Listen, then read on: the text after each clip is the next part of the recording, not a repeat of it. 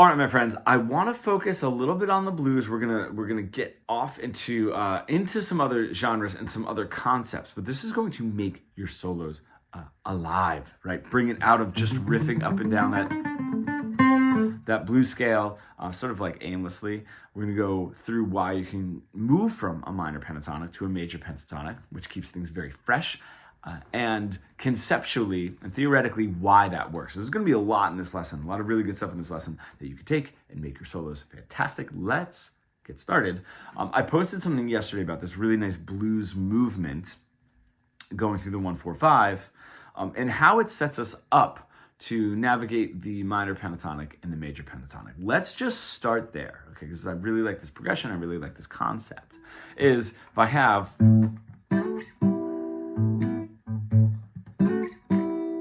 that nice little movement, I have my root note, okay, and obviously it's gonna sort of be on that 7 chord naturally for blues.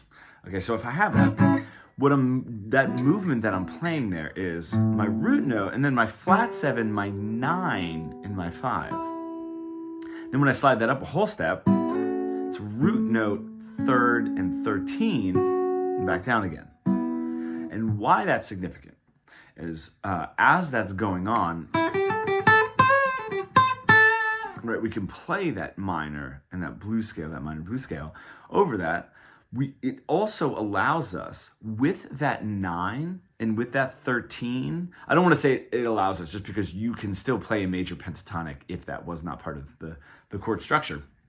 But having that, in the foundation, in the rhythm section, a 9, right, and a 13 really sets us up for a major pentatonic sound. All right, now we can move through those two and bounce back and forth if that is a sound that we're going for. Some, B.B. King, right, would have a lot more of that major sound, depending on the song. But I'm just going to throw that out there just because that's like his nice little major pentatonic blues box. And maybe Stevie Ray Vaughan, right, sticking a little bit more to the to the minor sound. It gives us those options. And it almost sounds like it would be two different voices. If you're coming into a solo like that,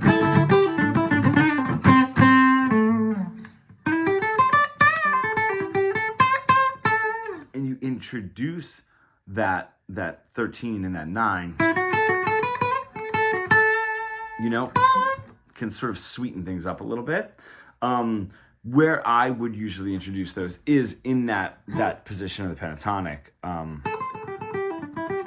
right? Having my minor 3rd, my root note, and then my flat 7, my 5. Now it's my 5, my 6, or my 13. My root note and my 9 or my 2. Right, so I'm using the 7th fret, right? Only a whole step up from those two, right? Instead of the step and a half. Right, it's really cool that we can see where that's coming from in the rhythm section, which is really nice. I mean, a lot of blues does stick to something that is a little bit more just,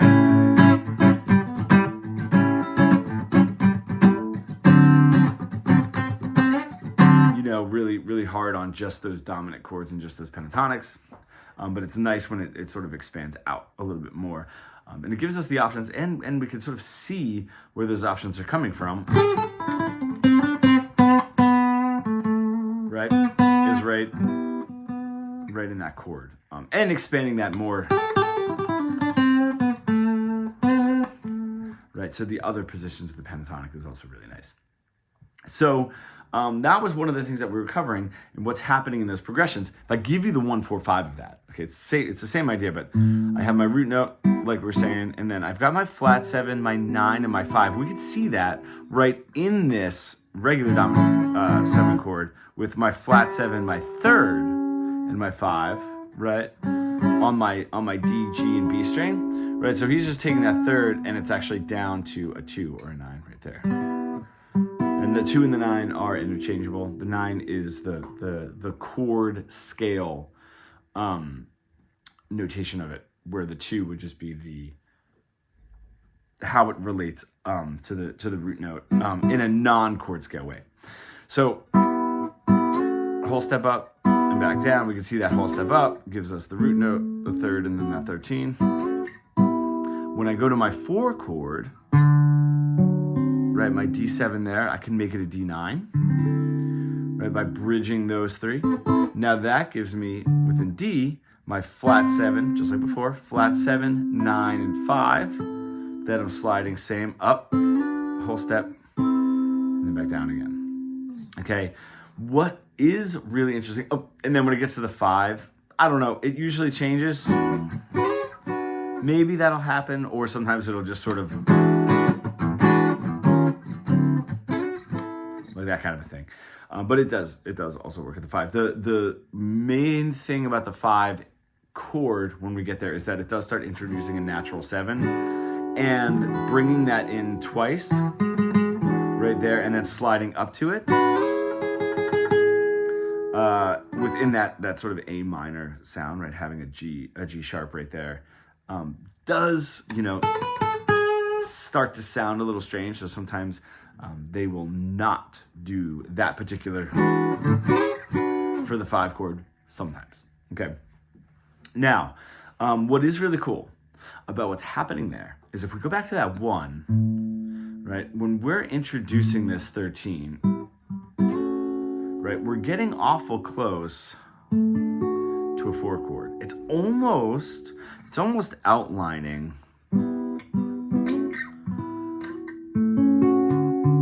like a 4 major 7, 4 major. What's really interesting is that 13, that 6, starts to change a little bit of our perception of that chord, and it almost touches on moving from a root note to a 4 chord the same way that really strong shuffle, root in 5th to a root in the 6th, can sort of give us the sound of a 1 to 4, and sort of like shuffling back and forth. If you'd have like that kind of sound, or something like that, which also can expand that 13 a little bit more,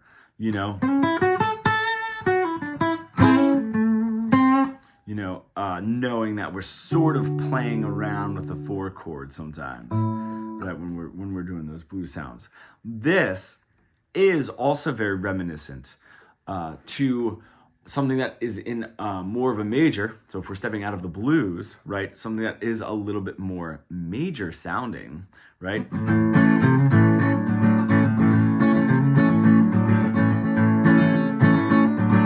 That idea of 1, kind of around that 1 chord, that A, and then going to the 4 chord, but it's not really like right, that's a little bit more of a hard 1 to a 4. This is a little bit like moving, like a little bit of a movement. So we're staying within the 1 chord like realm and just sort of touching into the 4 and back down again. And that bass line for that, Jessica by the Allman Brothers, right, that bass line,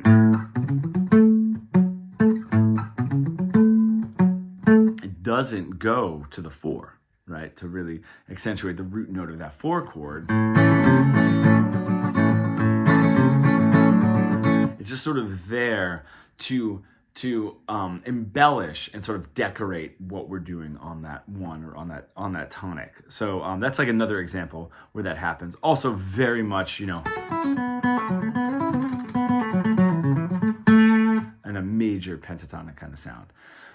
So that's some of the theory to think about when you want to start adding in, your notes for a major pentatonic.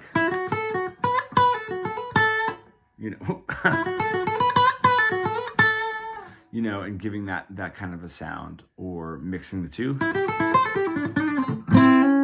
That's always one of my favorites, one of my go-tos is, and then hitting that minor 3rd, bringing it up to the major 3rd for the resolve. You know, when we're talking about embellishing the one chord, right? The tonic chord, or even just one chord, as in it sounds like we're changing, right? In that case, but we're really not. We're just embellishing one particular chord.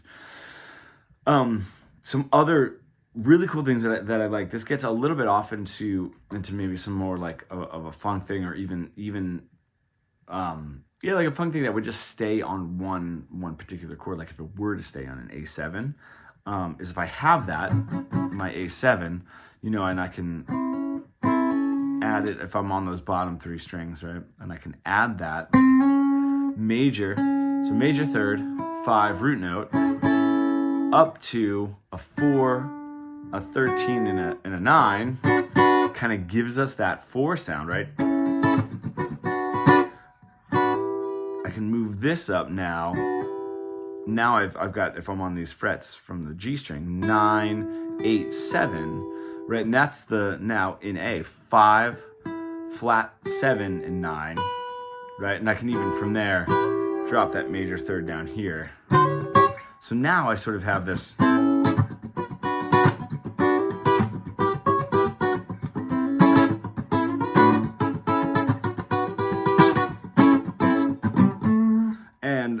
even though there's so much embellishing happening and sort of touching boop on that 4 a little bit, we are basically staying within the realm of like the one tonic for what would be a dominant, sort of slipping around. I guess it would technically just be an A7 because it's not moving to a 1. Dominant sort of suggests that it's going to move back to a tonic.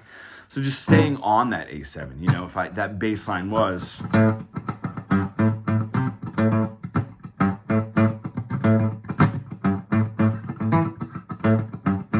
just staying within the realm of the A, and then that movement.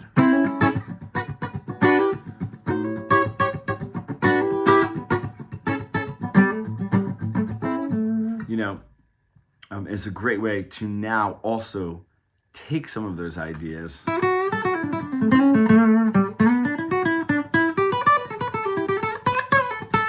you know, if I'm using that, I know now I sort of have my 4, 5, flat 7, 9, you know, and then my 4, and then I can build a riff off of that. Just really good visualizing for that, you know, bridging this idea of rhythm to lead.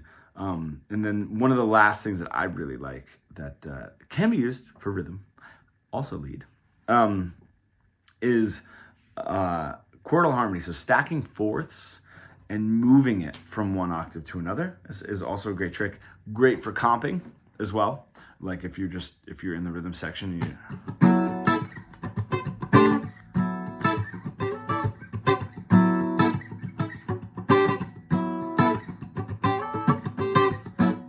so what's happening there is I'm stacking 4. So on that first one, what we're essentially doing, we'll give you the easier version, is sort of taking that in my minor pentatonic, right? I'm taking these 2 notes on the bottom 2 strings, my E and my B string, and then 1 fret behind on the D and the G. Now essentially, I'm going to change one of the forms, but essentially I'm just moving that up the pentatonic. So if I have my A pentatonic, right, I've got all that, and I could drag that right all the way up, and just like before, we're sort of touching on some other chords and we're embellishing, right? We're getting into some extensions. So in that first one, right, I have my root note and my 5th right there, but I do have my 9 and my 13, right? So I would have my 9 and my 13 right there. If I slide this up to where the next part of my pentatonic would be, right, those 8th frets, I have my minor 3rd and my flat 7, and then I have my 4th and my root note right there. And then when I slide this up to the next form, so I'm on the 10th fret now, I have my 4th, my root note, all right, my 5th, and then right here is my 9. Now the next one is where it just gets a little bit interesting. I move this up, Now I have my 5, my 9, my 13, and then this is my major third, so you might want to bring it back to a minor third if you would like. Depends on what sound you like, just because down here, we're very much playing that minor third. Still sounds fine. All right, depends what sound you like. And then on up into when we get to so like the flat 7, right? I got my flat 7, I got my 4, I've got my root note, and I got my 5th, and then back up to where we started, right? So those are always fun too, because even if you are in a solo,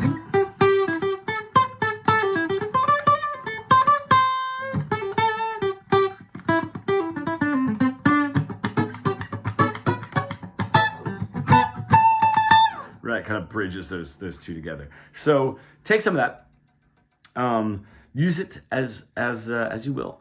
A lot of players really split up this idea of rhythm and lead, and it's really the same instrument. I mean, when we're teaching the course, it is specifically about lead guitar, and creating like, really good melodic, memorable solos, and like never, you can improvise for 5 minutes or 10 minutes, through a solo, and it'll keep moving. You're kind of telling a story in a conversation, and we do have people that say, well, I'm not really a lead guitar player, what do you recommend? And this is value. I wouldn't necessarily recommend the course just because that is our focus, but it's not two different instruments,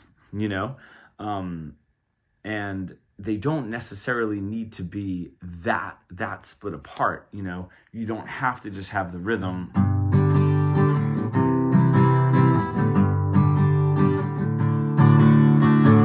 and then the lead, playing up there. You can sort of split it apart. And this is a really cool way to do it if you are in a jam session, or if you are writing a song, or this genre in particular is in your wheelhouse.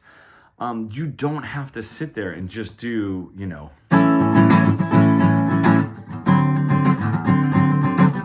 or if it's a shuffle, or whatever it is. This is going to open up a lot of options for you. Where guitar players do get stuck, especially in a situation where you're playing with a bass player, they're covering the root and the 5th, most likely, or doing a walk up.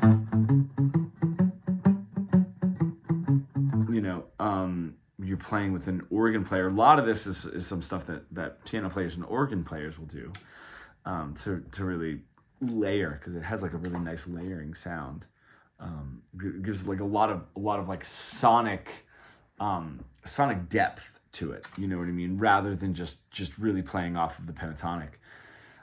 It just gives you like a lot of options to really fit in, and one thing to think about, not necessarily was like a part of this lesson, but rhythmically how it is fitting in, is it like that.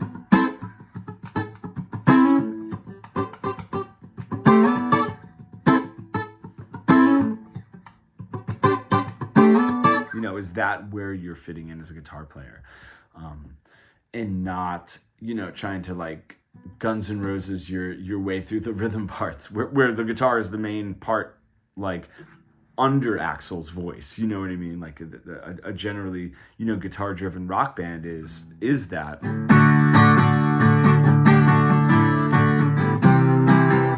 To sonically be covering as much as it can. Now you're sort of deciding where you want to fit in. So try those concepts. I really love this lesson. I hope that you did as well. I hope nothing was too far over your head, or to be honest, I hope nothing was too boring and you already know all of this and all that. So any questions, always go ahead and comment below, and thank you for watching.